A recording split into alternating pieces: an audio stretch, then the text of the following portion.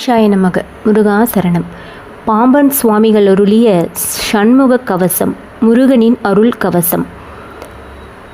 நண்பர்களே, நம் வாழ்க்கையில் எத்தனை முறை தோல்வி வந்தது, எத்தனை முறை இருள் சூழ்ந்தது, எத்தனை முறை இனி என்ன செய்வது என்று தவித்தோம் என்று தெரியாது. அந்த நேரத்தில் நம்மை காக்கும் கவசம் ஒன்று இருக்கிறது. அது பாம்பன் சுவாமிகள் அருளிய ஷண்முக கவசம். பாம்பன் சுவாமிகள் யார்? பாம்பன் சுவாமிகள் முழு பெயர் ஸ்ரீ ராமலிங்க சுவாமிகள்.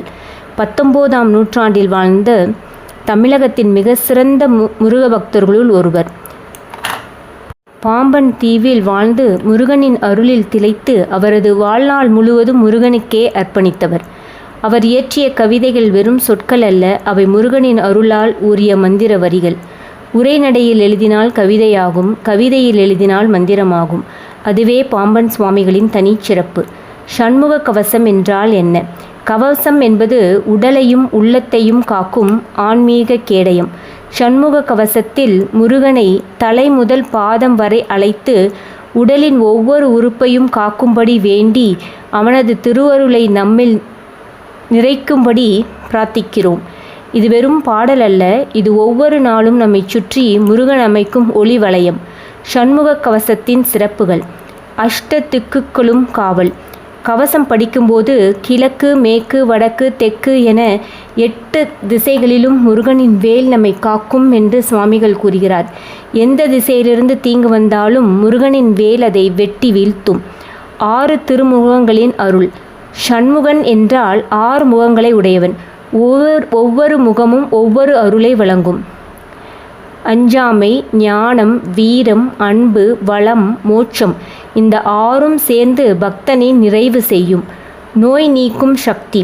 கவசம் தொடர்ந்து பாராயணம் செய்வோருக்கு உடல் நலம் பெறும் என்று பக்தர்கள் அனுபவபூர்வமாக சாட்சி கூறுகிறார்கள். முருகன் வேல் உடலில் உள்ள நோயையும் மனதில் உள்ள தொல்லையையும் ஒரே நேரத்தில் நீக்கும்.